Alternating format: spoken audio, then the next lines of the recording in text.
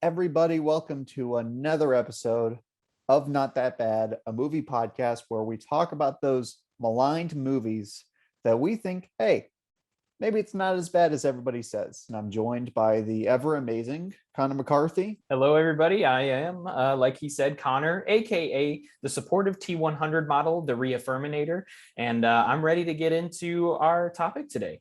You know, we're talking about Terminator 3: Rise of the Machines. Now, I think public contempt for this movie has softened because the subsequent sequels have been so bad to this franchise. And this one, honestly, it's now like the third best Terminator movie. So there's not that furious animosity, but no, to the extent that people talk about this, they do not like it. They don't appreciate it. I'm sure they hold it responsible for this tragically uneven franchise that continues to spiral downwards. I don't know. So again, it's your pick. Why don't you tell us why you picked it and what your history with this one is? So fun fact, the first rated R movie that I ever saw was Terminator 2. I love the Terminator franchise somewhat. I think there's a caveat to that. I have some controversial opinions about the franchise as a whole, hence why I picked today's movie. I'm sure I will be canceled by Terminator fans by the end of it. But I actually, remember quite a bit of this movie, being somebody who watched a lot of TV as a kid, probably some stuff I shouldn't have been watching at the time. No fault of my parents, just what happened. But I remember seeing commercials for this back in like 2002, 2003. And I just find, the movie to be really fascinating. There's a lot of things that I enjoy about it. There's some things that I don't like about it, which we'll get into. The movie itself, of course, for those who are unaware or maybe forgot about this one, Terminator 3 was released in 2003. That's 12 years after the iconic Terminator 2, often regarded as one of the greatest action movies ever made, if not one of the greatest sequels ever. It's up there with The Empire Strikes Back for people as far as quality of sequels. Directed by Jonathan Mostow, made $433.4 million at the box office when it came out, against a $187.3 million budget. So pretty big box office numbers there. At the time, it was Arnold's best opening weekend ever. It beat out Batman and Robin for that distinction. Jesus Christ. And the first film of the franchise that had zero involvement from James Cameron, which, from the first film to the second one, James Cameron had his involvements. This is the first one where he didn't have anything to do with it, really. And it honestly, it's interesting that you said that it's calmed down over time, because based on what I was able to gather, audiences actually gave it generally positive reviews during its initial release period. It was only after a few years that they started to kind of think about how they really felt about it. And the Phantom Menace effect. It sort of, yeah. So like it had people coming out of the theaters, both critics and audience members that enjoyed it. And there were some that didn't follow that, but over the next few years, people started to think about it, and they started to think about how they felt about it, and they either fell into the camp of the people who completely forgot about the movie, pushed it out, and just kept watching Terminator 1 and 2, or hated the movie and gave it a terrible review on anything that they could give it a terrible review on. So this is an interesting one, and I'm curious if you have any history with the film yourself, or if sure. This is sort of just something that you're jumping into with me. No. I have a history with this movie because Terminator 2 was one of my favorite movies growing up. It was one of the first R-rated movies that I saw. And I think my dad just liked it so much that he didn't care how traumatic some of those scenes might have been. Like the scene where Arnold pulls the skin of his hand off to reveal the metal endoskeleton. Ooh. I was like, this is fucked up, Dad, but I love it. Yeah, I mean, typical cliched thing, I loved Terminator 2, went back, discovered the first one, and especially as like a horror fan, as a fan of slasher movies and the like, I have a deep appreciation for that one as well. And I always avoided the third one because I just thought it was blasphemy to even make a third one after the perfect ending, in my opinion, of T2. But I broke down, finally gave it a chance, and I didn't hate it. I have complicated feelings that we will kind of unravel throughout the course of this episode, but I did not hate it. I did not respect it either. And I think a lot of people land where I am. I think I'm basically the representative of the consensus there. I'm sure the movie has its fans and its defenders. I mean, you're one of them, obviously. So it'll be interesting to hear like a passionate or a real critical defense of some of the things about this movie that have really not aged well with audiences. But at the same time, I got plenty of good things to say, right? So I think we can go ahead and start talking those pros. I'm ready. I am so ready. Let's get into it. So who goes first? I know this is my pick, but I'd like you to start us off if you could in the good section. Okay. So here's the thing, right? So Einstein's theory of relativity isn't about oh no. Einstein's theory of relativity isn't about anything scientific or anything related to physics. None of that. Einstein's theory of relativity is that relative to T2, this movie is garbage. Oh my God. Fuck off. And that relative to Terminator Genesis, this movie is pretty good. So, yeah, Einstein's theory of relativity. I think the things that elevates this above the sequels that have come after is a couple of key ingredients that they do keep from T2, namely Arnold's performance. I think Arnold comes back in prime form to play the Terminator once again. And I like that this is actually a very different Terminator performance from him, because this is a different model than T2. So this one, he's like a dry, no nonsense, humorless, kind of uptight Terminator that doesn't have patience for people and has no self-awareness. So watching him and our protagonist interact is actually a lot of fun. There's a lot of good comedic mileage. There are things they do with his characters that I'm going to call out later, but the thing that separates like a Halloween Resurrection from a Halloween H2O, which those smear like go to like sequels that I don't like, is one is just mediocre and the other one in like makes a mockery of the character that we've all come to see. And that's Resurrection, of course. Terminator 3 does not do that. It's an H2O in that regard. It leaves the legacy of the Terminator mostly intact. So that's my first big pro. I really enjoyed seeing Arnold return to the character. I love Arnold in any movie, but having him come back in this and give a performance that I think followed T2 very well, with what they did with the character, how they had the character interact with other people. I like that it was similar to what we saw in T2, but different enough because it's technically a different model. You could see how it would be cut from the same cloth with how he speaks and the things that he says, and some of like the funny misunderstandings, that happen throughout the movie where he's accidentally funny, or, he doesn't really know what he's saying, talk to the hand. But there's a lot of, I think he delivers a performance that goes perfectly in line with what he did in T2, and it's a pretty reasonable, like you could logically say like, okay, if this is how that model of Terminator acted in T2, I could see another version of that model acting this way in T3. And Arnold, of course, knocks it out of the park.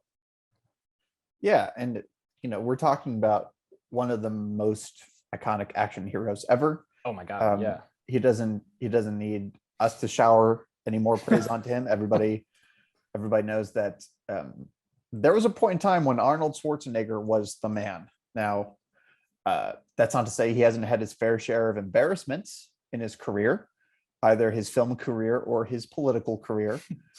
How many people even remember at this point that he was governor of California? He was the governor of California. See, that's like what he was for like us as kids, though, because we grew up like right, sort of like at the tail end of his movie career where he was transitioning to the politics. So like, I grew up calling him the governor, even though he was not the governor. And I think the generation just before us, like a couple years before us, was doing the same thing for his co-star in Predator, Jesse Ventura. Right. Yeah, another governor. And I understand actually that he's considered quite a competent governor, Jesse Ventura.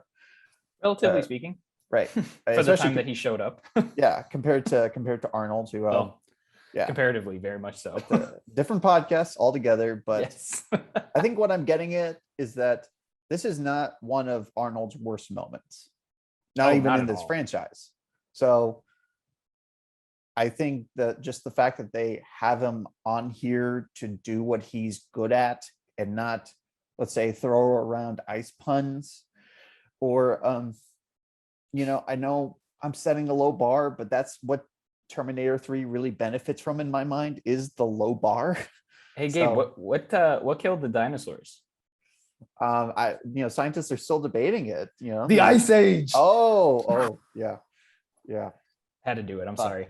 Goddamn. I had to do it. No, but like to that line, and I'll transition this to my first pro. And I was going to mention this a little bit later on in this section, in the good, but I think it's perfect to bring up here. And it's that with this performance that we get from Arnold, we also get some really iconic moments for the Terminator character himself. The best of which, and the one that I think is really cool from this particular film, is the moment where Arnold takes the casket full of weapons and John Connor out of the little mortuary area and takes it out. Yes. And that's just such an iconic scene, iconic image. I wish more people realize, because there are action figures that they made of this, and there are so many things that like people will share images and they'll say, hey, we're going to cover Terminator 2, but they'll share this picture of him holding the casket and the gun. It's such an iconic image. It just is really unfortunate to me that cemetery scene as a whole is not looked upon more fondly by fans, because it's one of the coolest images of the Terminator throughout the entire franchise, in my opinion. It's like, when he first shows up in Terminator 2, I think, in the hallway, and then this. And to me, that's like the two that I'm like, yeah, these are the Terminator moments. Now, of course, I do have a problem with that scene. That's where we learned that Sarah Connor has been killed off screen, and I don't know why Linda Hamilton took no part in this movie. I mean, I can take an educated guess, but yeah, that was not satisfying, obviously, as a huge fan of that character, but whatever. I mean, that's something for the cons column. I think something you've raised, though, that I would like to add on is that there are a number of pretty excellent set pieces. Yes. Action sequences that are done with practical effects. I feel like this was right before CGI took over the world, like took over Hollywood. Namely that pretty epic chase scene where Arnold is hanging off the crane. Yes. I feel like that is the most popular and most fondly remembered part from this movie. I see that brought up by fans quite a few times. I feel like that's the last great action scene that this franchise ever produced. Because, like, I don't know about you, I can't even remember anything from Salvation or Genesis. Did I see Dark Fate? Did I dare? I don't know. But I tapped out at Salvation, if that helps. Right. So, and again, it's another thing where, Arnold Schwarzenegger, he's king of the action heroes. Even at his age, I mean, I still love seeing him do his thing. I think he's also got great comic timing in all of these action sequences. Oh yeah. Yeah, that's something that he really, it's kind of like how Chris Hemsworth started as the beefcake, and now he's like more known for his comic timing, and I feel like Arnold was kind of like that. So yeah, I don't know. I mean, that's kind of the biggest pro I have, I think, is they deliver in that department. Oh, and no question. And I mean, they definitely implement some CG in sequences like that, for things that they just couldn't do practically. Of course, Arnold actually hanging off of that during the scenes where it's like crushing through buildings. It's very real destruction with a very not real Arnold Yes. hanging on to everything. But it doesn't really take away from a sequence like that. When you see something like that happening, the destruction is still very real. It's done very well practically. The scenes, the parts that are CG, some of it doesn't age perfectly. More so like when the truck flips, but that's just something that couldn't have been done practically. And I think going for it in a CG way added to the scene in a lot of ways. I think the way that truck sort of gets smashed in and flips over is really cool in that scene, and puts a pretty good ending on what was like a great sequence from start to finish. Creative concepts throughout that entire sequence, and just like you said, there's so many moments in this movie where, whether it's CG or not, there's some great destruction, there's some great action sequences, and it's certainly not going to bore you with the action in the movie. If you're bored by other elements, that's one thing, but the action itself is, it's up there. There's a lot of fun to be had with the action sequences, and that one is at the top. Oh, and yeah, let me go ahead and say that this movie, it's not boring. It's surprisingly watchable, and that sounded like Such a backhanded compliment. That's a dick thing to say, but I think expectations for this movie are really low. I think now people, again, I mean, they can't even believe that somebody other than James Cameron had the audacity to make a Terminator 3. But I think the fact that this movie isn't like a famous disaster, something like Alien 3, or I don't know, whatever other James Cameron sequels you want to think. No, it's not a disaster. And I think I give a lot of kudos to the production team that are doing their best. I think they were commissioned for a pretty misguided project, but no, I can watch it. It was not a difficult rewatch by any means. There's some cringe, but it's hilarious, and we'll get to that. And one of the things that we've talked a little bit about the CGI so far, and that's one of the points of contention that people have with this. But there are some sequences that I think do it really well, and I'm gonna bring up one of my pros that involves some of the CGI, and it's the opening of the movie.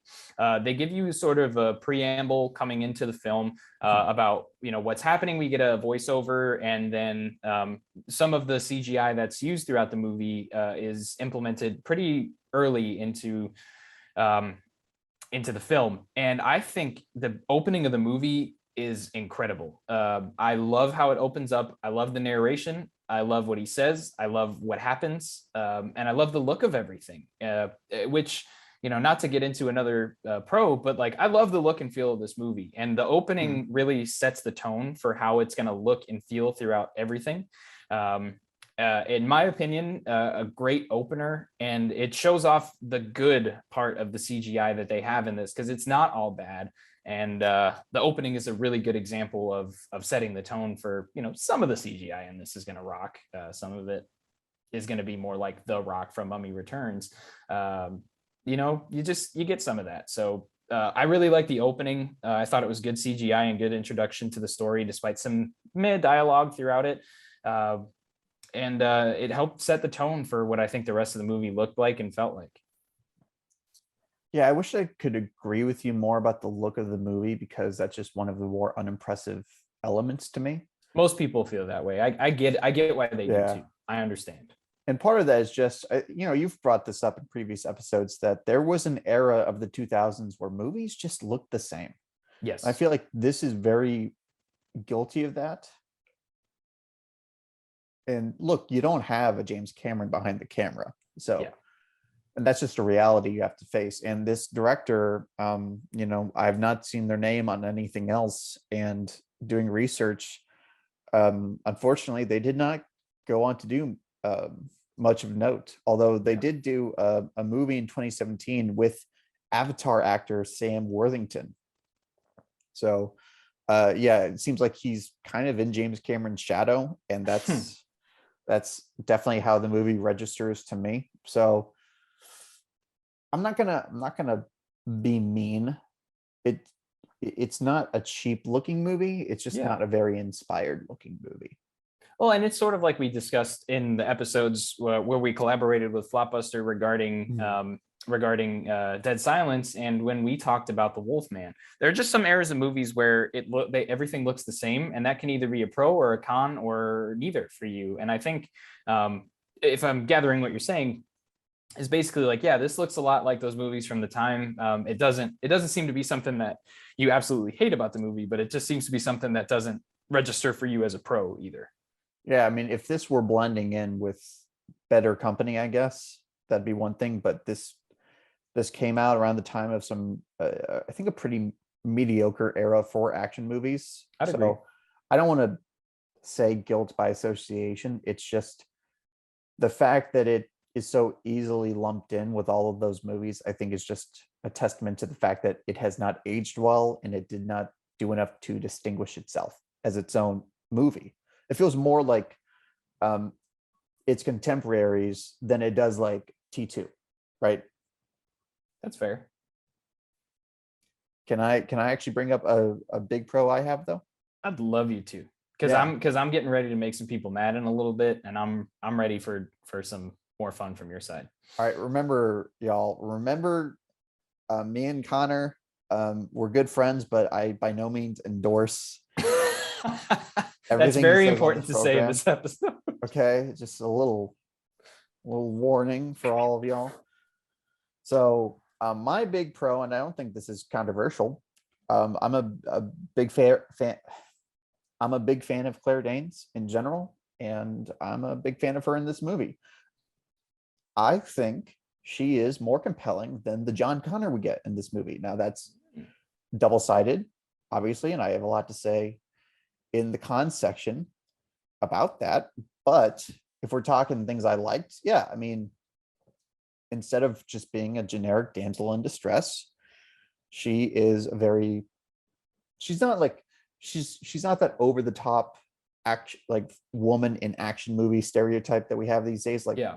Gina Carano's filmography, like, oh, she, you know what I mean? Like Yeah, no, I get what you're saying. she's relatable, she's grounded, she's down to earth, and they still find ways to make her like to give her a place in this movie other than being the damsel in distress. So that's always really cool to me. She's a great actress. I think that goes without saying. And I mean, she was pretty popular at the time, and I'm kind of surprised that there's such an imbalance of star power between her and the actor that got to play John Connor. Again, we'll get to that. Yeah. But it almost is like a nice change of pace. Like, T2 was John's movie, and this almost feels like not an Catherine Brewster's movie. it's kind of like almost like an ensemble in a way. Like I agree. Claire Danes, and Arnold are a trio, and they're Yes. a fine trio. Well, if you want to count Kristana Loken as the Lady Terminator. I don't want to do that. Oh my god, no, but no, I want to agree with everything you said there. I think Huh. Claire Danes is a great actress. I think she does not fail at that in this film. She lives up to the expectations that I had for her. As I got older and realized who everybody was in the movie, I expected a great performance. That's what I get. I expected her to play the character well. That's what I get. And I wouldn't agree that she completely overshadowed John Connor, and I'll get to that a little bit later. But I think she did a great job in this movie, and I think she deserves to be brought up in the pro section. I'm glad that you did, because I put so much down here that I didn't put that, and I'm really glad that we touched on it. Yeah, I mean, she's honestly one of the things I remember the most about this movie. And, that might be because I had a pretty big crush on Claire Danes at one point, but that's also just, again, a testament to her proven track record of being an excellent performer. Oh yeah. Yeah. Oh yeah. She's a great performer. And if anybody is coming into this movie not expecting that from her, I think you'll have your non-expectations completely blown out of the water. I honestly think more people will just be surprised that she's in this. Like, that what is Claire too. Danes doing in That too. Terminator 3? Yeah, Yeah. okay. But you know what? We've kind of beaten around the bush. Clearly, you got something to say. I know that look in your eye. I know what that means. And you know what? Why prolong it? Just rip the band-aid off. Um, Okay, well, but before I do that, I want to say there's two small things that I want to bring up Okay. that I did enjoy. Won't Okay. spend much time on them. I just wanted to say that I enjoyed them, despite some bad CGI in the scene, which I'll get into later. I thought the Terminator versus Terminator battle I did enjoy. Didn't like how one-sided it was, but I thought it was very cool. A lot of good destruction, and the moment that John Connor met with the Terminator felt like it had a lot of weight. I mean, earlier you compared some of the things about this film to like an H20. I think it's much more impactful in this film when he meets the person that's sort of the cause of his trauma, as compared to in Halloween H20 when she meets the person that caused her trauma. I thought it was a really good introduction, and that's what I wanted to say. But there's something that I have in my pros here, and it's kind of like a two-parter, but they go hand in hand, and it's probably one of the more controversial things about the film. But I'm gonna say it, man. I absolutely love the story in this film, and I absolutely love the ending of this film. I think they did a fantastic job of saying, hey, we know Terminator 2 is great. We know we're forced to make this sequel, but you know what? They say the future is always in motion. And just because you stop something doesn't mean you prevent something altogether. You may all you can do is delay things sometimes. The perfect line that I think Arnold delivers is that they didn't stop the apocalypse, they only delayed it because it's inevitable. And I think if you have to come back and do a sequel that follows one of the best action films of all time, one of the greatest sequels ever made, they did a fantastic job of crafting a story that kept me interested from the first introduction all the way to the end. And then it did a great job of giving me an ending that I felt satisfied with.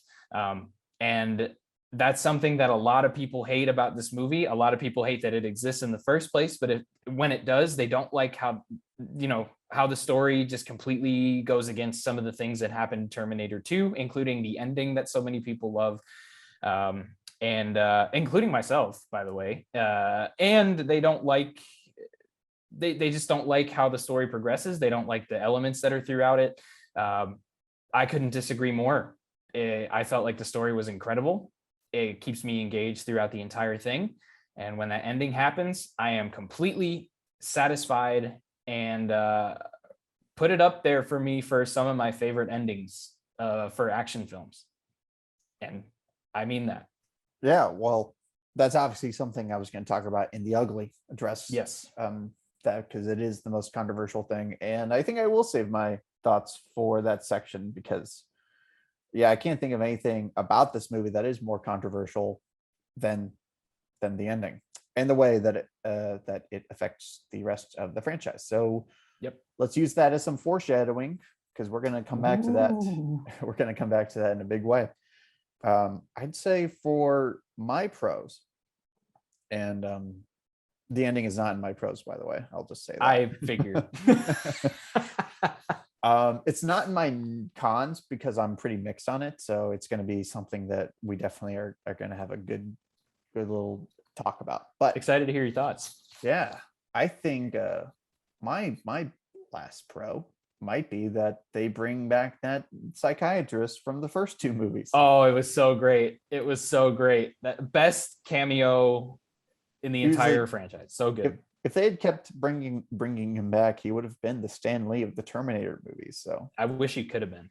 I really wish he could have been. I'm now wondering if that actor is alive. Quick Google search. Dr. Silberman. See, played by who? Earl Bowen is the actor. And I believe he is still alive. If he is, then there is no excuse for not bringing him back. Bring him back. Like, bring him back, please. And, well, apparently he retired. No, wait. Yeah, he retired. So Oh man, pay him everything. pay him whatever Throw the bag at this man. Bring him back because this cameo rocks. dude, what if he comes back in the next sequel and he says, I'll be back? Oh, That'd make it the next No Way Home. That'd make it the next Multiverse of Madness.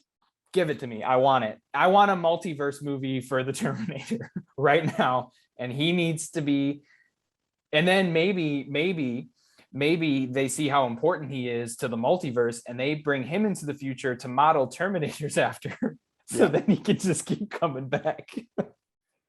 Gosh. Okay. So do I have any actual remaining pros? Oh, that's a good little scene, man. Like, It is a good scene. I love it. It's short and sweet, and I love that he's like it's played for a laugh because it's kind of funny if you've watched the other films and you recognize him. And the fact that he just runs away and we never see him again is just amazing. Well, just great in keeping with his character. Oh, love it. It's so good. It's so good. I think it's the more believable scene that I took away from this. I just highlighting another scene that I thought was funny. There's no fucking way a woman in a Lexus would be that nice to anybody when that woman, when Lady Terminator shows up and she goes over to the woman in the Lexus car and she's like, oh, do you need help? What's wrong? No fucking way. She's driving away to her house in Beverly Hills and she's not worrying about anything. She's going to go home to her husband, LeGabe, and just not worry about anything from there. So that's the more unbelievable part of the movie. This guy running away is perfectly in line with his character and it's such a great cameo. But besides that, I'd love to hear your final pro. I think actually, so Dr. Silverman is an example of something the movie does pretty well. Fan service. I think the callbacks to the other movies are done in good taste. It's not over the top. Like movies nowadays, like Marvel movies, like holy shit. And I don't watch a lot of them. And I would bet that people at the time thought the Terminator 3 had too much fan service, but it pales in comparison to these big blockbuster sequels nowadays. So I think that fan service works pretty well. I guess it depends on how you define fan service, because there are things they do to the mythos that I don't like, but the actual little winks and nods they make to us Terminator fans, it seems like the movie has a good heart, it pays good respect to what came before. Agreed. And it tries to follow it up in the most in the best way possible. It does its best. And that's really my last big pros. It's not offensive, it doesn't annoy me, and I feel like it doesn't stand side by side with Terminator 2. It's like Terminator 2's nephew. It's like bring your kid to work day. So yeah. Oh, I might use that. I might write that down. Take that from you. Okay. Steal it from me. We're on record. Oh fuck, we are on record.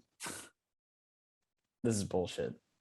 I'm calling the union. Anyways, but no, in all seriousness, I'm glad that we were able to discuss some of those, some of the pros and the good section here. But at the end of the day, we're going to have to talk about the bad, no matter how I feel about this movie. And if you have no objections, I think we get into the bad. Yeah. Now you chose this film, so you decide who starts off. Well, I deferred to you in the first one, so I want to get us out of the way with one that isn't a big point of contention for me, but I'm very passionate about it.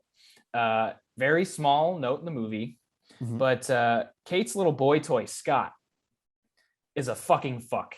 I hate that guy so much. I want to punch that guy. Actor or character, don't care. Give me that guy right now. He could be the nicest guy in the world. I'm punching him in the face so easily. I hate that guy so much, and I just needed to make that the first thing I said. Yeah, he probably gives one of the worst imposter performances that I've seen, and by that I mean, he's not just playing Claire Danes' fiance. He's also playing the Lady Terminator Terminator that as impersonates fiance. him, Yep. and he's not good as just the boyfriend. He is No. so bad as the Terminator pretending to be this guy. Like it Oh my was, God. it was. I said there were some cringeworthy things. That is definitely one of them. I kind of get where they were going for, because you don't want to root for this guy. You don't want the audience to like him more than John Connor. So that was probably, there was some deliberate intention there, but just the mix of that with this actor, and I don't know who this guy is, and there's a reason I don't know, because if Yeah. this is the best he's got, then sorry, buddy, keep your day job. Oh. So yeah, I think he's one example of a couple of pretty bad performances, honestly. He's just got one of those faces too, He and I doesn't. like he can't help his face, but he's just got a face that like like in the immortal words of Rob Riggle from Step Brothers, he better change his face or I'm gonna change it for him. I just no. There's something about this guy that I just have always had this just reaction of fuck you, and I just had to get him out as a con. It almost makes you appreciate the actress from Terminator 2 that acts emotionless over the phone while she's talking to John, the foster mother character. Yeah, because she's also Vasquez from Aliens. Well, partially too, because she does a good job of being emotionless, but Yeah, also acting well. And absolutely. it even gives you a bit more appreciation for an actress like Kristanna Loken, who plays emotionless throughout the whole thing. And in my opinion, does it better than this fucking guy ever could have done it. Yeah, I really want to backhand this guy, and I'm not gonna lie, I'm not gonna harp on it anymore, or I'm just gonna get mad at this guy the Yeah, whole rest now of the that podcast. we've So what's your first con here? now that we've burned that poor man to the ground, I somebody know this guy's probably the nicest guy ever, and we're just like, he's a fucking asshole. But yeah, it reminds me of when we just like spent the entirety of our Dead Silence episode shitting on the guy who played I Jamie. know, man. It's And like we're I just felt shitting on these nice people. and I actually felt pretty bad, because right after we recorded that, that actor playing Jamie came out with a new movie on Shudder that's actually, I think it's supposed to be pretty good, and we were just saying like, oh, Fuck this no guy. wonder this guy's career didn't take off. Like, I yeah, know. We were so mean. I feel bad in that episode, and I don't want to like. That's the one thing I want to say is like maybe it's the character that just really makes me hate this guy, and I really hope if somehow he stumbles upon this, he doesn't completely hate both of us. It's just wow. I don't know what it is, but yeah. no. Moving on. What is the first thing that you want to bring up in this bad section here? Look, there's no getting around it, and I think this is a pretty disliked thing about the movie. Nick Stahl as John Connor. Now, since then, I've seen Nick Stahl actually deliver some pretty charismatic performances in movies like Disturbing Behavior, which is a very decent little thriller from the 90s, and he's actually like a pretty damn charismatic in that movie. So I don't know what happened. I don't know how an actor who could deliver a good performance in one movie delivers this performance in this movie. Maybe you think I'm being harsh. It's not even that he's bad. He just does not have a star quality. First off, I think it's just bittersweet that they didn't get Edward Furlong back. He would have been the right age. I know he has been going through drug problems in the past. I don't know if that was a factor, but recasting John is bad enough, and then recasting it with somebody who did not, like, this guy doesn't have any of the swagger or the confidence of Edward Furlong, and he was 11 when he made that movie. So yeah, he's being outclassed by a child, and this movie really needs you to take John's whole journey seriously, like, because it's him, Claire Danes too, but there's no Sarah Connor. He is the guy now. And this actor is being asked to carry the movie, and he just doesn't have it, like, thank God for Arnold and Claire Danes, because otherwise, if we just had him, this movie would suffer really badly. So I actually don't have him as one of my bad. I have him more as a neutral. We don't have a neutral section here. But that's what I put him in, and that's what I put another actor in the movie that people really don't like, which is Kristana Loken as the TX in the movie. I think those are the two performances that people just say brings down the film as a whole. And for both of them, I just have the same thing to say, and it's that, for me, I actually like both of them quite a bit. I have my problems with them. I don't think Kristana Loken is, or Kristana Loken, however it's pronounced. I would hate to pronounce her name wrong, but I genuinely don't know. I think she delivers a performance in this that for her is probably career defining. I think this is like the perfect role for her, in my opinion. She should play the emotionless, just driven robot. And that's kind of mean to say, but I think we saw through performances like In the Name of the King or Blood Rain, where she just can't, she's not the leading lady. She's not an emotion, someone who's full of emotion and is wanting to play a character, You mean like an actress should be, like an actor? Well, yeah, in some ways, but there are parts for people who act the way that she can, and I think this is a perfect example of that. I think she was perfectly cast in this movie, even though some of the things that she did not completely land with me. But I feel the same way about Nick Stahl here. I don't hate him at all. I think the direction that they took the character was that he's sort of this broken man that has little hints and shades of the swagger that he has in T2. Does it always come across? I don't think so, but I don't think that's all his fault either. And I'll transition to the first bad thing that I have to say after I say this next part, but I think there are scenes where you start to see a little bit of that John Connor swagger come through, like when they're talking in the van about like, did we, was it, or when she says like, when I kiss you, that was the first time I kissed anybody. He kind of gets that like swagger back. But it's clear to me that they tried to take the character in, like, he's a broken man. He's not anything that he used to be. And we hear that from Claire Danes in the movie. Her character, Catherine Brewster, says like, what happened to you? Like, what's wrong with you? How did this happen? So I didn't bother me as much. I do think there are parts of the performance that did suffer. I completely agree with you that I think if it was just him, it would have been a problem. But the dynamic that he creates, I don't think would have been the same, if it wasn't for him between the three characters. And I think that for that, I say that, I like it. Yeah, I mean, I like the character's dynamic with some of the other characters, but I kind of credit that more to the other actors in those roles. Like, I like John's relationship with the Terminator. I feel like Arnold is doing the heavy lifting there. I feel like Claire Danes is doing a lot of heavy lifting. And I think too, just the contrast between him and her, like, she's the one who's selling me on the gravity of this. Like, I know he's supposed to be a broken man, but I really just get like, I don't get the weight of that through his performance. I just get a very emotionally confused underachiever type, which that is what Nick Stahl had been doing in the roles that he was getting recognition for, like disturbing behavior. He's like a slacker, or he's a burnout. He's not this he's not really there to carry the weight of something like this. So I just think it was bad casting.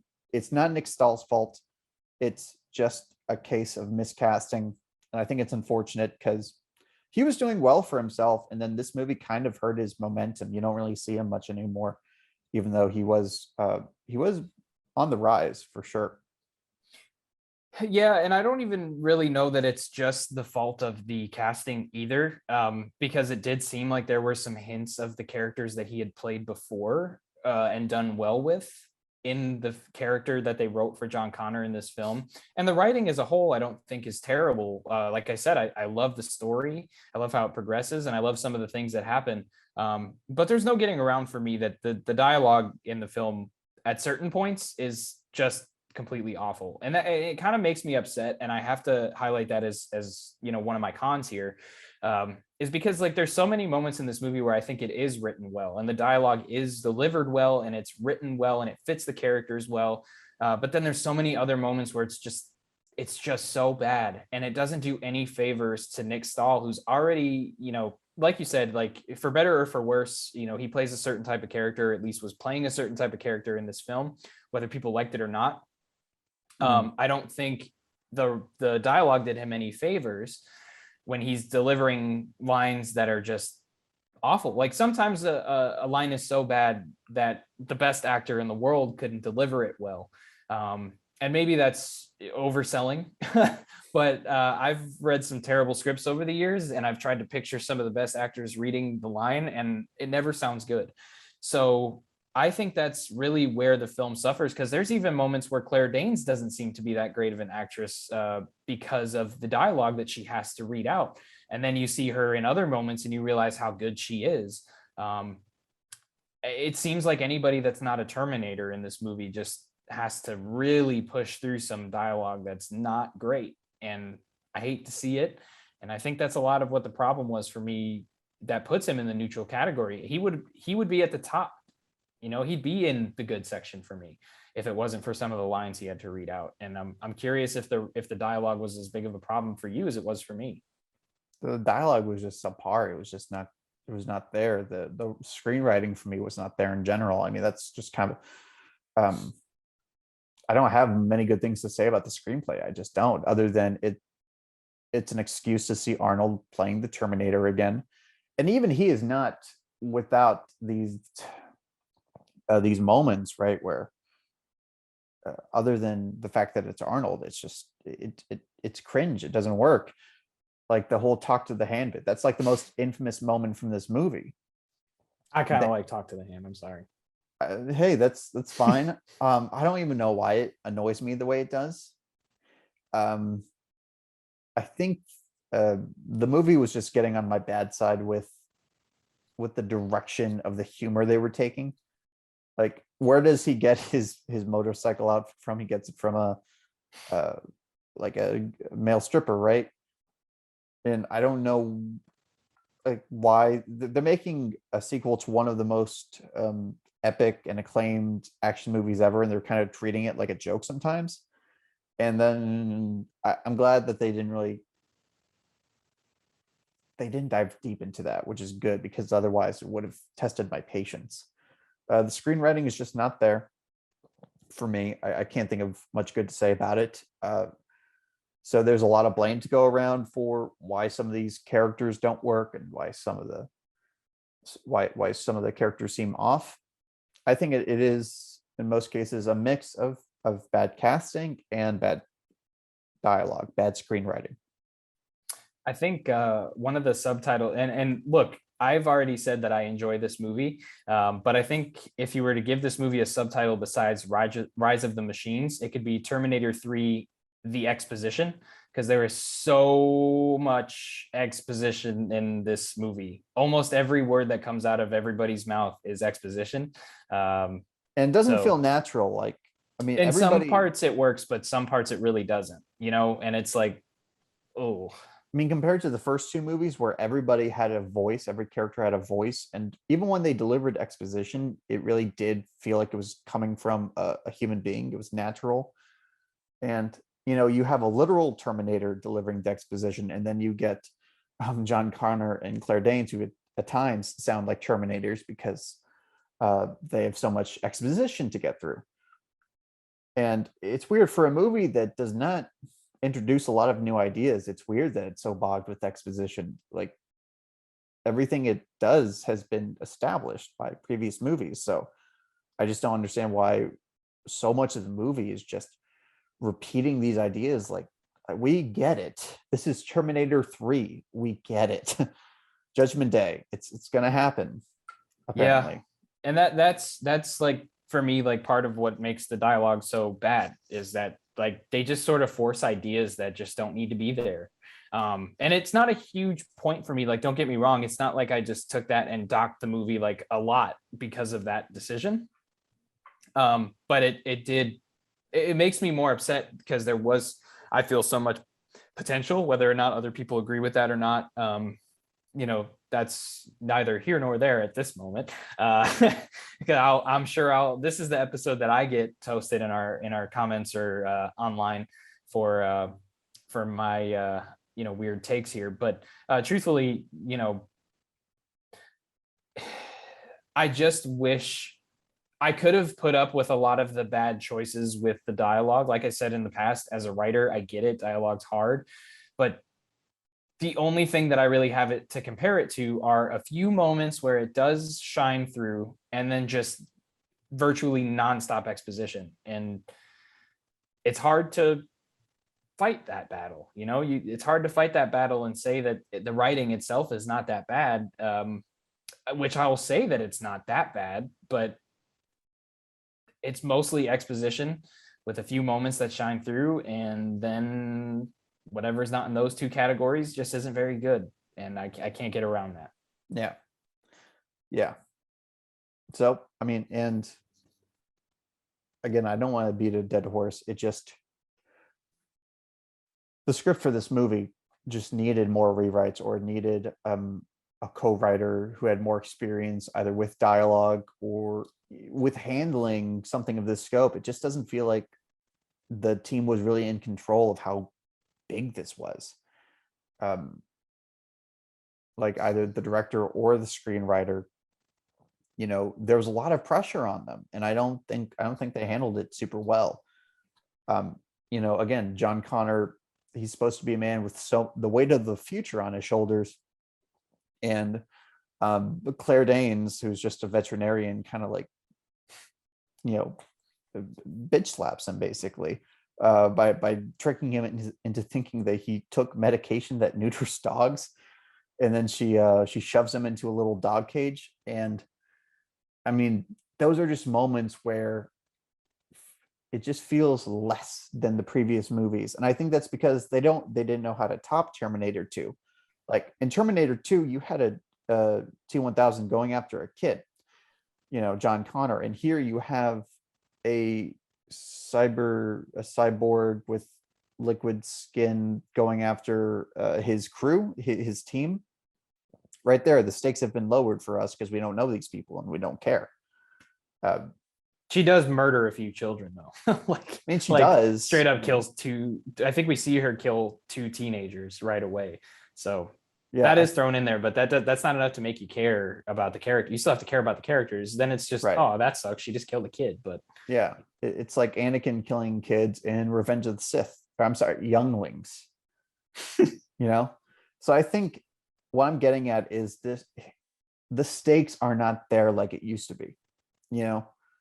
The Terminator films before, even though they weren't set in the future, you could feel the weight of everything. You could feel Judgment Day, you could feel Skynet, you could feel all these things looming in the horizon, and that really elevated those films. And here, I guess because they're making a sequel to a movie that was supposed to close the door on all that, it just doesn't feel immediate anymore. It just feels like we're going to keep making sequels until we run out of interest, or until people run out of interest. That's interesting, because I actually felt the opposite. I didn't feel like it enhanced anything from Terminator 2, which I think a sequel should do. But I thought it did a good job of setting some stakes in the movie that I really was like, I think that's why I like the ending so much, is because I really bought into the fact that, like, all right, they're going to try to stop this thing, and are they going to be able to stop it? And I think that's why, obviously spoilers if you haven't seen Terminator 3, but obviously they don't stop it. And we get that reveal, that they never sent them to the place that's going to stop Skynet. They never sent them to put the code in to stop everything. They sent them somewhere to keep them safe because they got to lead the resistance. And I felt the stakes throughout the movie. It kept me interested, along with the other elements of the story. And it made me think that the ending was so effective. And maybe that's why I do think it's so effective, because I really dug that part. But again, there's things I can't defend. The dialogue side of things compared to the story, I think I can really defend the story all day long. But as soon as somebody says, well, the dialogue, I can say, well, I get it. I get what you're saying. I get where you're coming from. It's a problem for me too. So there are definitely things in there that you said that I agree with, even as somebody who is a pretty passionate defender of Terminator 3. Yeah, should we go ahead and I feel like this is a pretty good segue into the ugly, because if we're going to talk about the ending, we got to talk about the ending. Yeah, I think now, did you have any other bad points that you wanted to bring up before we moved on to first our intermission, then to our ugly?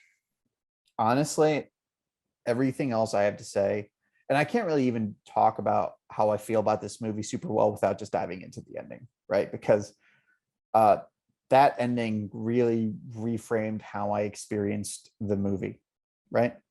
And for better and for worse. So Okay.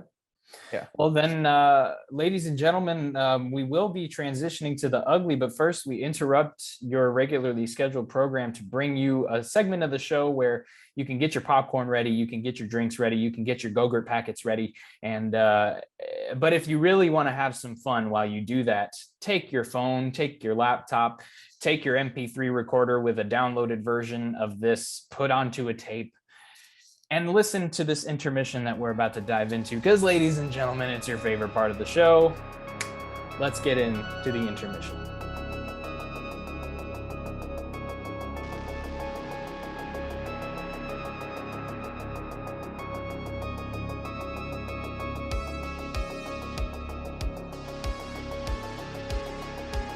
Ladies and gentlemen, we hope that your ride to the intermission was nice and smooth, because you have landed in the part of the show where I exhaust myself by trying to find a way to connect this film to our previous two episodes. And along with that, I give you some useless facts along the way. So without further ado, I think we get into it, starting with my first point here. This was actress Kristanna Loken's biggest film to date, which that's unfortunate. You know, you'd love to see somebody succeed, but it was far from her lowest rated film, according to the people of Letterboxd. That distinction belongs to Uwe Boll's directed Blood Rain from 2005, followed closely by the Uwe Boll directed In the Name of the King from 2007. How she worked with that guy twice, I don't know, but both of those films sit at a 1.4 and a 1.5 respectively. No surprises there. Moving forward, however, House of a Thousand Corpses and Rob Zombie's Halloween 2 cast member and former TV host Chris Hardwick plays a small role in this film, where he plays an engineer at the military base where Skynet is happening.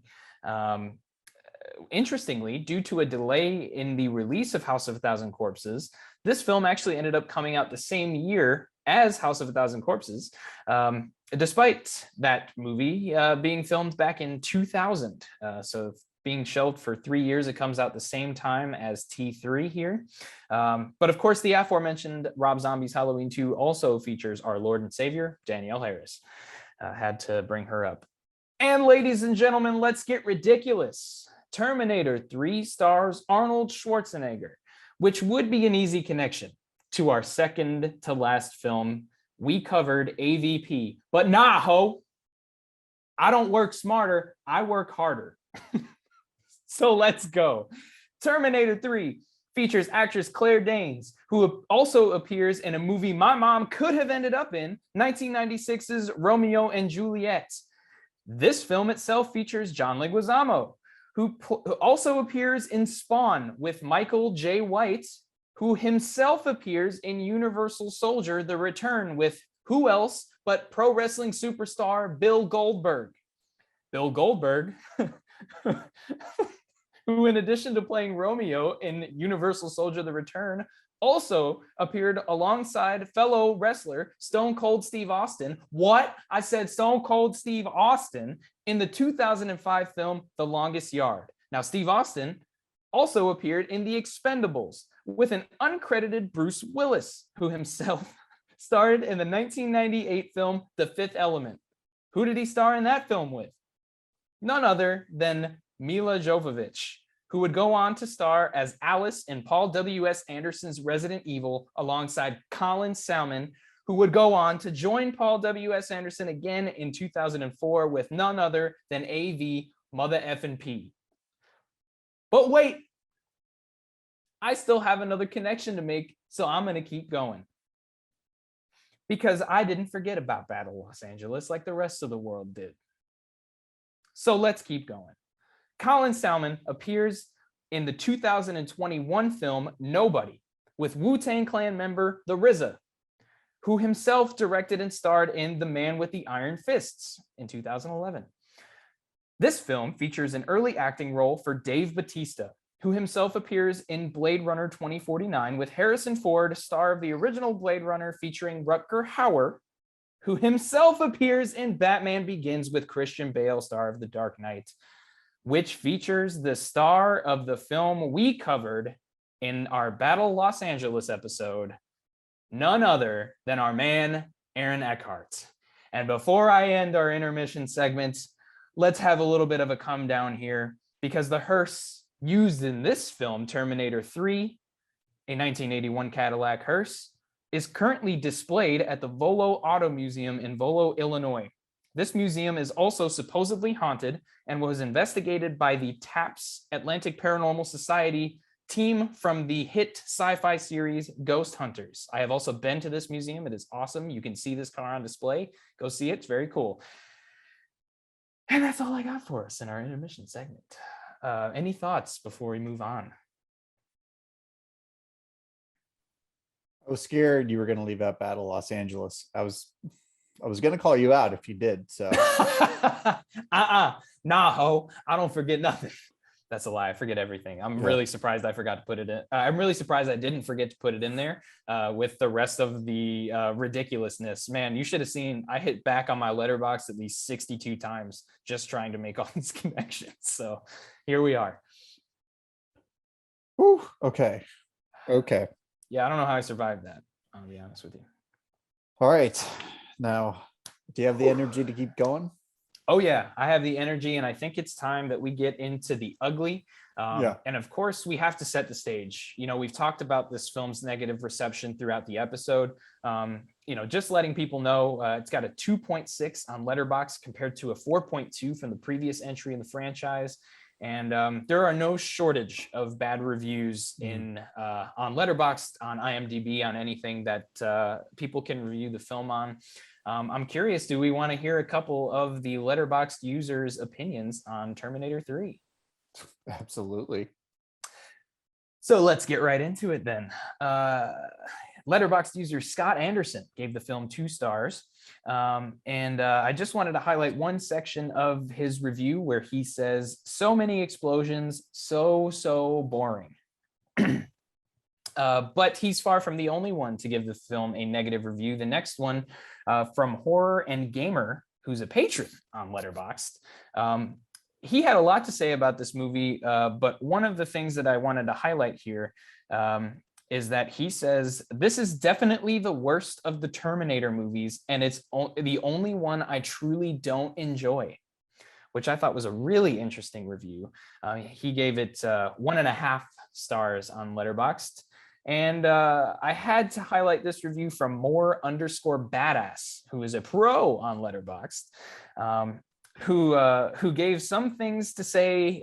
He gave some good things about the movie early on in his 1-star review, but he ended it by saying Terminator 3 often feels more like a parody than a sequel, which I thought was another interesting point that I saw in a lot of the reviews. So thank you to More_Badass, Horror and Gamer, and Scott Anderson for unwittingly providing you your reviews to us in this episode. Without further ado, I think we dive into it by getting into one of the first points in the ugly, and something that was brought up in one of those reviews, that it's a boring movie, that it's a rehash of Terminator 2. I'd like to get your thoughts on that one. Hey, it's not boring. I've already addressed that. Yes. In my opinion, it's especially compared to, again, the action movies that it was, that compared to the contemporaneous action movies of the day. What a word. Yeah, contemporary. I love it. The English language is there for me once again.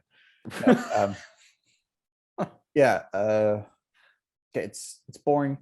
It's a rehash, which it definitely is. And I'm not even interested in like doing a deep dive into that, because that's just true. But we cover rehashes on this program so often. I would call Halloween 5 a rehash. I would call so many sequels that I genuinely like rehashes. So that's not a deal killer for me. And it's so funny. When I was younger, I used to be a very big snob about sequels. Like, oh my gosh, like how dare you make a sequel to that movie, that masterpiece? And now I'm like, hey, I actually think it's cool. The more, the merrier. You know, I guess I developed a sense of separating the sequels from the original. Like before, before I don't know. I used to look down on franchises, and now I'm like, no, keep them coming. I like going out to the theater to see a new Halloween. I like that new generations are going to keep getting these movies. Right? Doesn't mean that they're always good, but I don't hate that. Uh, I think it's kind of laughable how much of a rehash that this is, but that's yeah, whatever. I don't even care that much. Obviously, what I want to talk about is the ending. And see, this movie does not take any chances, for better or for worse, up until the end, right? So when I was first watching it, I had this mindset of this is just a fun little movie, a good throwback to T2. I'm just drinking my water, right? Then the ending comes up and I nearly do a spit take, because what they do is they actually take a movie that was just a passable reminder of the greatness that was T2, and they not spit in the face of T2, but they say, nah, we're taking this in a completely different direction now. Like it unwrites, it rewrites T2, and it completely forges its own path for better and for worse, right? So I know I've gotten your thoughts on the ending, and I respect that, and I respect the big swing the ending took, and in a way, it does justify the existence of this movie. On the other hand, I got to be honest, the ending of T2 is so iconic because of the hope, because of the optimism, because the theme of these movies used to be that the future is what we make. And I think to then turn around and give the audience whiplash by saying, no, the future is set in stone and you just have to deal with it. It's not something I take easily. It's not something that I was very happy with when I watched this movie. And well, before I say anything there, I do disagree with one thing that you said. Okay.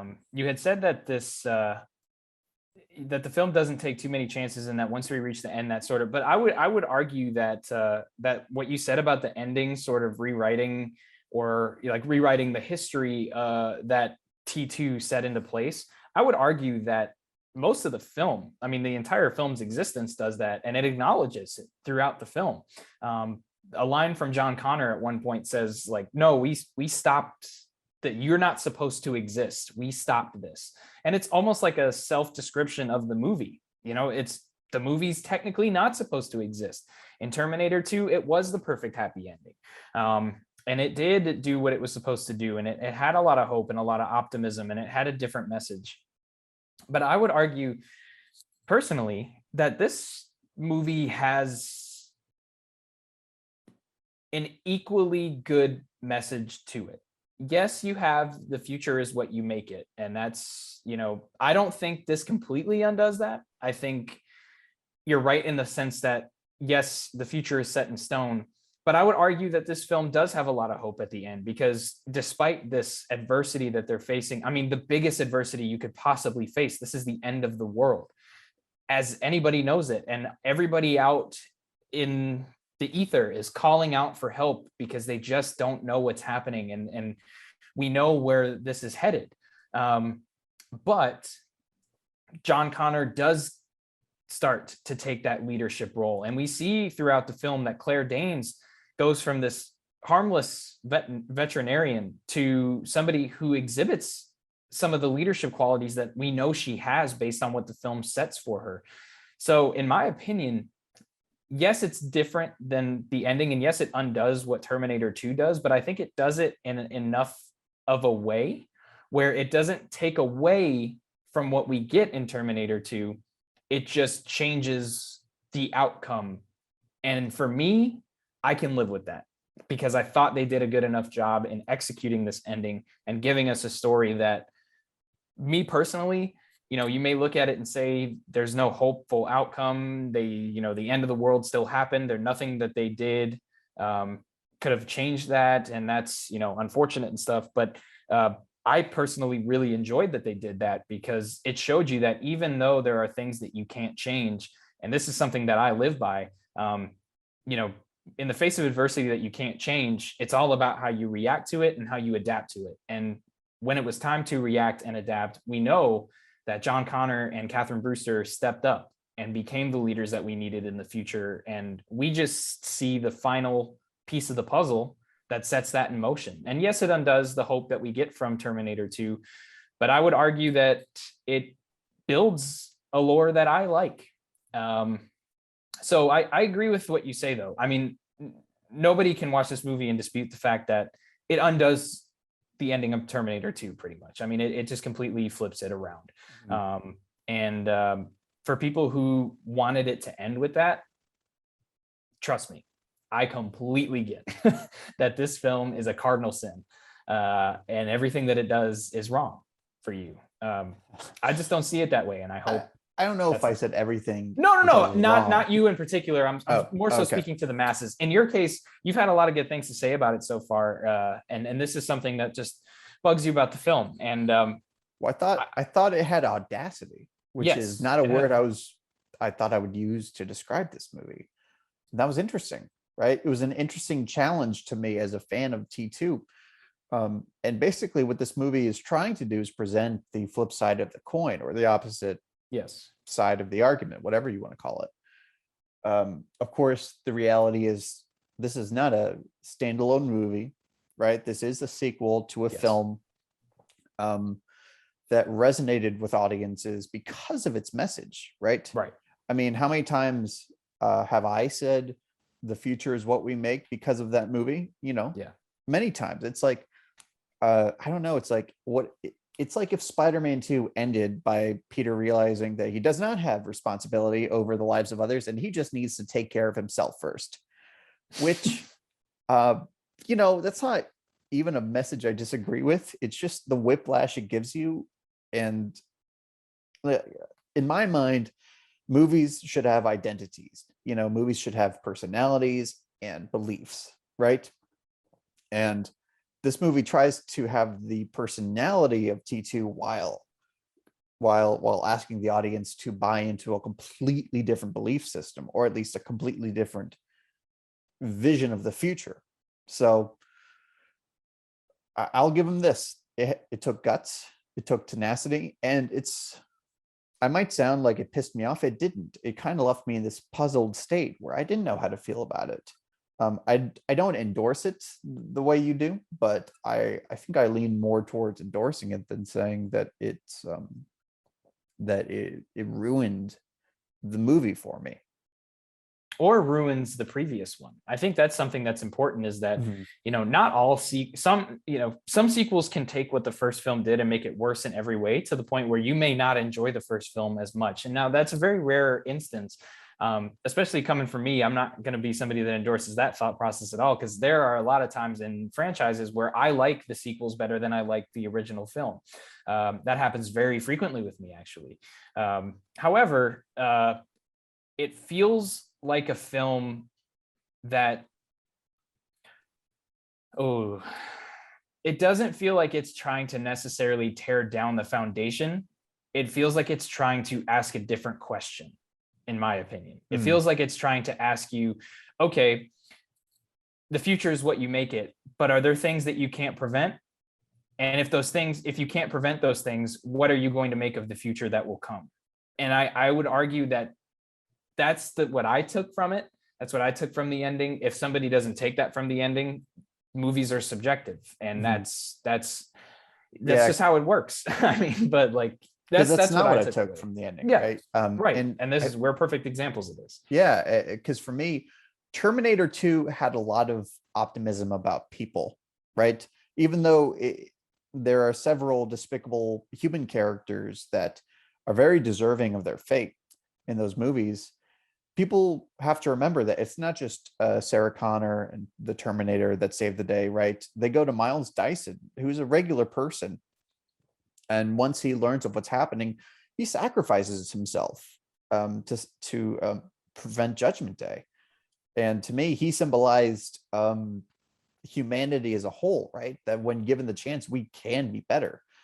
And this is a movie, Terminator 3, I mean, that believes in the individual, that believes in not the Ubermensch exactly, but that kind of person who will rise from the crowd and lead us to greatness. Yes. And it might come down to a personal preference in those two beliefs. Personally, I find Terminator 2 much more hopeful.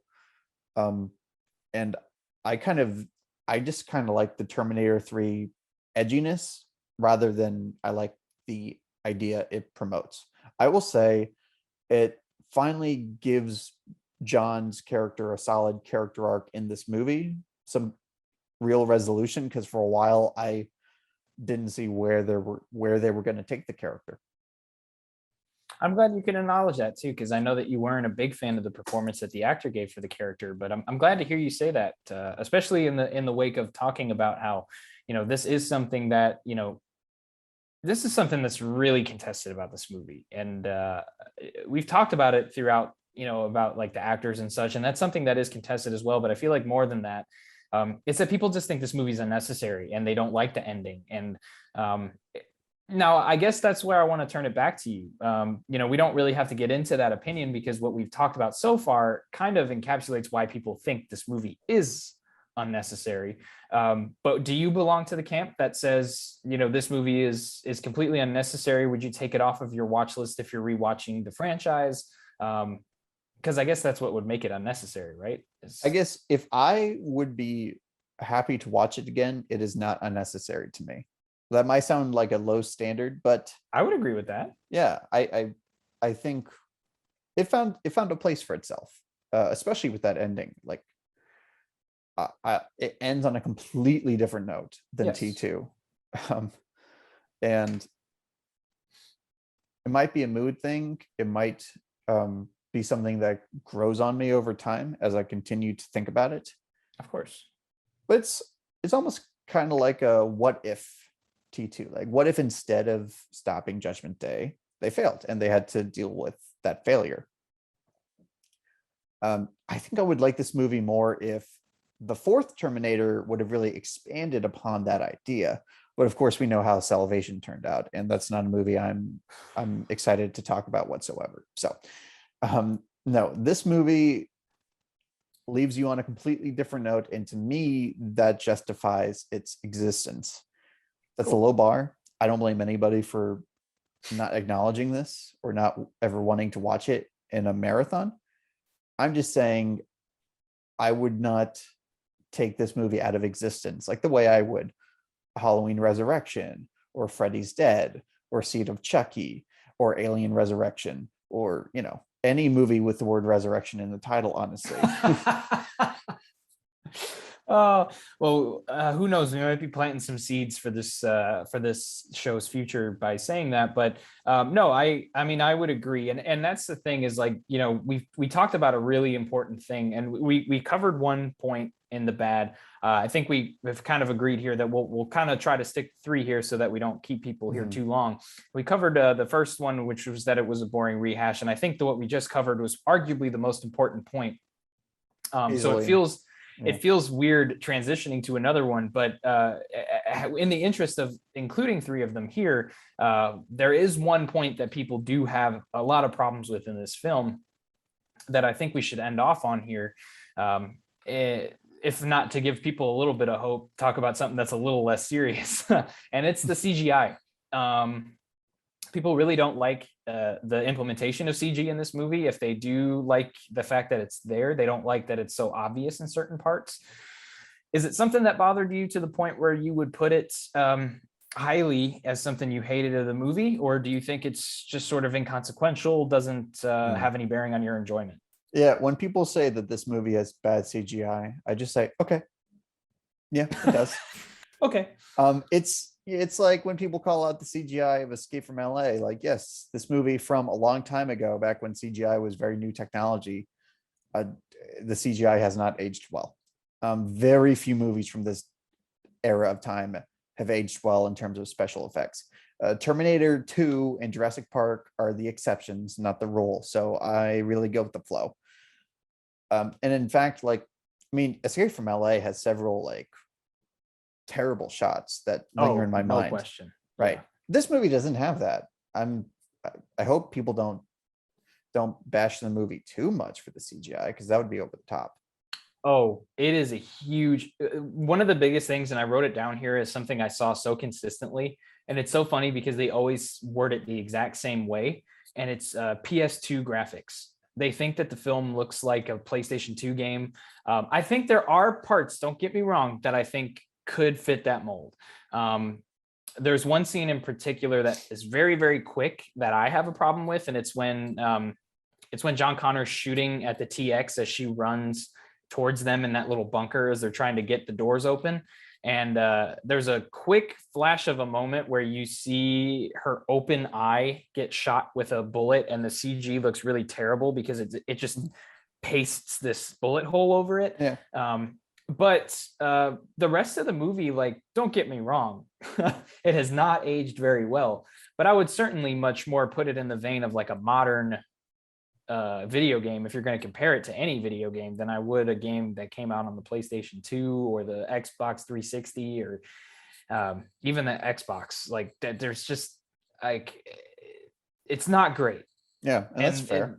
But the biggest part of that too is also that, like, animation was done a lot differently back then with CG. You know, they would just completely create these characters and these models from scratch. They would use the characters as reference, and they might do some scans there, but like, they're not, you know, they're not pulling an Avatar. Like, they're not doing motion capture for this, so they're animating it. And that's really where it looks bad, because if you pause the movie at some of these CG moments, they don't look that bad, you know, at least some of them.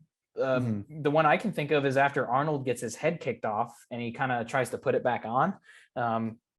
In motion, it doesn't look great, but like, pause it, pause it, and it doesn't look terrible. So not a huge point for me. And I think I agree with you. It's hard to pick on something that, like, yeah, you can argue maybe they shouldn't have been so ambitious. If the technology wasn't there, they shouldn't have done it. But I don't think there's a single point in the movie where it takes away from what you're seeing. And that's the opinion I'll stick to.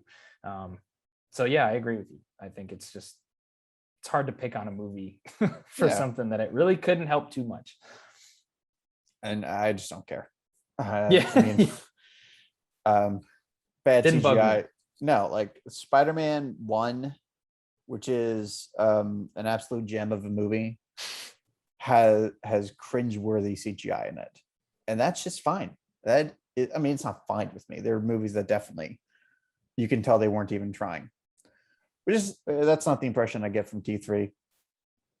I guess I just don't understand why people have to dwell on special effects that haven't aged well so much. Like, there's not much to say. It's either it hurts to look at or it doesn't. And for me, most of the movie really doesn't hurt to look at. It's not an eyesore. So Yeah, I would agree with that. It feels like something that they genuinely were trying to enhance the movie with, and not trying to supplement things that they couldn't do. And you know, the real reason I'm being so soft on the special effects is because they actually do have a very commendable amount of practical effects Yes. throughout. So I think, you know, in my mind, they're clearly using CGI when they have to. What annoys me is when somebody could have done practical, but you could tell they just got lazy or weren't good at figuring out time to get these sequences down. So they just kind of, you know, decided to use CGI. That's what annoys me. Yeah. Or, you know, when something could have been done practically for about the same money that you did it digitally, that just ended up looking terrible. We covered Battle Los Angeles in the last episode, and there are definitely points in that film that did not have to be CGI, that they did CGI with. And that was something that we brought up as a con, at least that we talked about disliking for certain parts of the movie. So yeah, I mean, this is one of the least egregious examples that I've seen of a film. And that's something that audiences are very particular about, seemingly, when they retrospectively review these movies. CGI is a big point of contention for people, and I don't get it, but didn't bug me in this one personally. Yeah. So, I mean, what even is there to say other than, of course, the movie is coming off of one of the greatest examples of CGI ever, in Terminator 2. So I guess that's why people care so much, if they do care. But again, it goes back to Einstein's theory of relativity. Relative to, because Einstein, more than developing all of these amazing theories regarding physics or whatever, I don't know what the fuck Einstein did. Can you tell we're movie guys? I don't know. He was really more renowned for his film theory, his renowned film theory. So, yeah, Einstein's theory of relativity relative to Terminator 2. No, it is quite subpar relative to even action movies nowadays. Like, I never liked CGI. I never like in these Marvel movies. I never like it. I mean, not never, but you know what I mean.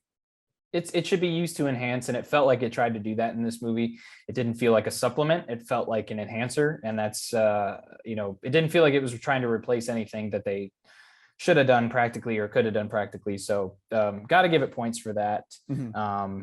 But I think that helps us land on our final verdicts, and I think it's time for us to give those final verdicts. And I'd love for you to start us off if you would. Yeah. Now, Terminator 3 has the burden of coming off of two of the most celebrated science fiction action flicks ever. It is a movie that fails to live up to those standards in some ways, but if not lives up, at least pays respects to what came before it in ways that is very fun to watch as a fan. It's got some of the most memorable action sequences of the last 20 years, in my opinion. And I would stack it up against its predecessors in that regard. It has, again, the king of the action stars coming in and doing his thing, and call it a guilty pleasure if you want, but I don't think Terminator 3 is that bad. And I'm almost surprising myself. I think I thought I would come down harder on this movie, but kind of going through everything I liked about it, I was like, oh yeah, I mean, when you add it all up, I really don't mind this movie. I've made my peace with it. And yes, it benefits from being now the least bad in a batch of really mediocre sequels. I mean, if mediocre, it's probably too generous. But if you are looking for more Terminator action, you could do way, way worse than Terminator 3. And I would happily watch it as a trilogy with the first two. Glad to hear that's where you landed. And I agree with a lot of what you said there. And getting into my final verdict here, before going into this viewing, this was my second favorite Terminator film, but behind T2. It combines some of the best things that T2 has, but it gives some new twists and turns. And we get the theory that the future is always in motion, and I really dig that. And you could have played with that in a lot of future Terminator films. Now that's not something they did, but it set that up as a possibility that the future is always in motion. You could always go back and do something with that. Now, the story for me keeps me interested from beginning to end, holds my interest, love the end of the movie, and a franchise that I do enjoy as a whole. So you add all that together, Terminator moments, love for the overall film and look and feel of the movie. It helps me land on the conclusion that it is still my favorite, my second favorite Terminator film behind T2. It is indeed not that bad, but I'm going to go a step further and say it's actually good. Easy 3.5 for me. Really enjoy this movie. It's my number 2 in the franchise still. It's going to make a lot of people upset. Don't care. Easily my number 2 favorite in the franchise, and a movie that I think a lot of people should give another chance to. I think you should have led with the fact that it's your second favorite. I wanted to save it till the end because I know it's buried the lead there, didn't you? Yeah, I wanted to make sure I saved it to the end so that people who listen to me talk about it could see like, oh yeah, he seems to like this, and then they see that I like it better than the first one, and they go, whoa. Well, let me say this, right? If you're watching these movies to see Arnold as an action hero, that, I mean, you're going to get that more from this than the first Terminator, because that's the funny thing, right? He's the villain of the first Terminator, and that's a lower budget movie. Right. So I hope you don't think that Terminator 3 is a better movie. I hope you wouldn't make that argument, but I could see why, if you are interested in certain things from this franchise, this is going to be more fitting for your taste than the first. We'll go with that. Connor, don't. We've only got a few minutes left to go. Don't ruin our careers before they've begun. We'll go with that. What you said. Okay. Oh, okay. Oh boy. Oh Jesus. Okay. So before Connor can ruin our careers any further, let's go ahead and close this out, guys. Thank you so much for joining us on another episode, another great discussion. I hope that we've both, shed some light on why this movie has redeeming values. If you are a fan of this movie, I hope that we've sort of been in solidarity with you this whole time. Done you justice. And if you still hate this movie, or if you still dislike it, don't think it should, if you don't think it should exist, let's get a discussion going in the comments, and we'd love to hear your thoughts, because that's what this whole thing is about. Let's have a nice discussion and talk about why we love the movies we love and why we dislike the movies that we don't. Yeah, and we'd love for you all to join our little community as well. We're obviously a growing podcast at this time in our history, but we got a lot of exciting things coming up.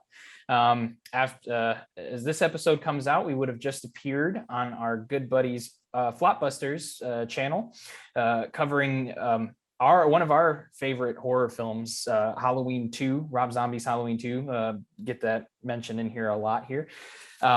But in addition, come and find us on social media. You can search us on Facebook and Instagram at Not That Bad Pod.